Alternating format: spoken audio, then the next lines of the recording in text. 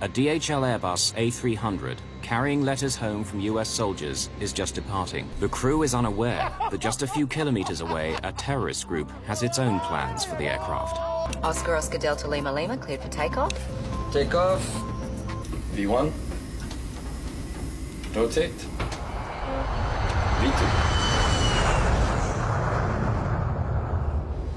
Positive climb. Despite the calm in the cockpit, the crew knows that below 3,000 meters, they're vulnerable to attack from the ground. So far, no plane in Iraq has been hit with a surface-to-air missile, but it's known that the terrorists now have such weapons. Meanwhile, the terrorist leader, Abu Abdullah, appears to have chosen his spot. The journalists are now very alarmed. They cannot leave, they're trapped. This is video shot by the terrorists themselves. They'll deliver it to the media in Baghdad the next day.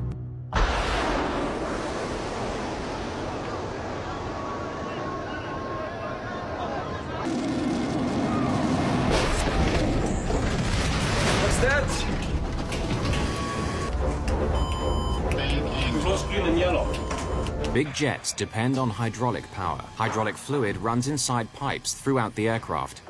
When the pilots move the control column, pistons push the fluid in the pipes to climb, descend, or turn the plane. With no hydraulics, pilots have no way to control their flight. The missile has exploded in the wing, where the pipes filled with hydraulic fluid are now draining.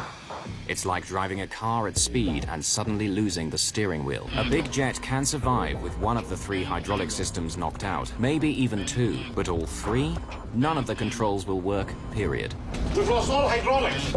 All 3 hydraulic systems gone. There's nothing left. The life of the aircraft is now measured in minutes. That DHL is in trouble. He's on fire and he's turning back. Scrabble the fire engines, have many back on standby. The control columns have become useless. Without the crucial hydraulic system, there's no way of moving the controls. The plane has started to behave strangely. It climbs to nearly 3,800 meters, then suddenly starts to dive of its own accord. They find that if they reduce engine power, the plane's nose drops and they begin to gather speed. If they then push the throttles forward, the nose comes up and they start to climb. But they have to learn precisely when to increase and decrease power. And there's another complication.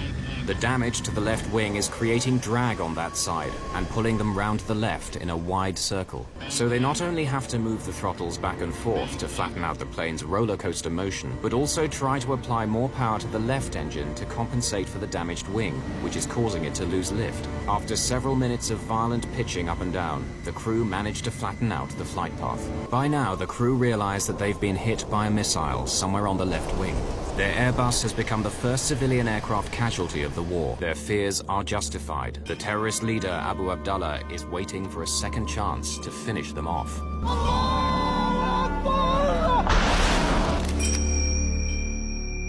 Iraqi terrorists have fired a missile at a civilian plane near Baghdad airport. The left wing is on fire and the crew is in desperate trouble. Now the terrorists aim to finish it off. With no hydraulic power, m1o has to crank open the landing gear doors and let the wheels drop down by gravity alone. But it has an unintended effect. Lowering the landing gear has altered the entire balance of the aircraft just when they thought they'd figured out how to control it. It causes the nose to point high in the air and the speed to fall. No. It could easily stall and then crash. Against all the odds, they've made it back to the airport. An incredible feat of flying. They begin making preparations to land. The crew are now 28 kilometers away from the airport, getting close to where they will turn in order to make their long final approach to the runway. The only way they can turn is by applying more power to the left engine to make them go right, and vice versa. They're swinging round to the right, trying to keep the plane steady and descend all at the same time, using nothing but the engines. Against all their instincts, they'll have to keep the speed up on landing, or the nose will drop and they'll crash.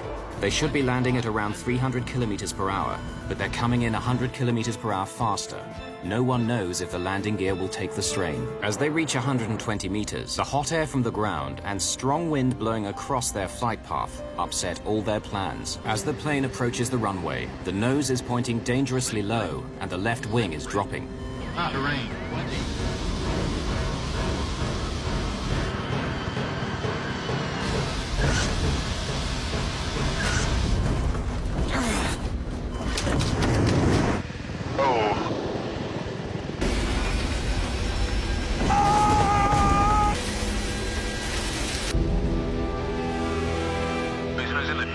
DHL Airbus has managed to land through an incredible feat of flying. A final irony.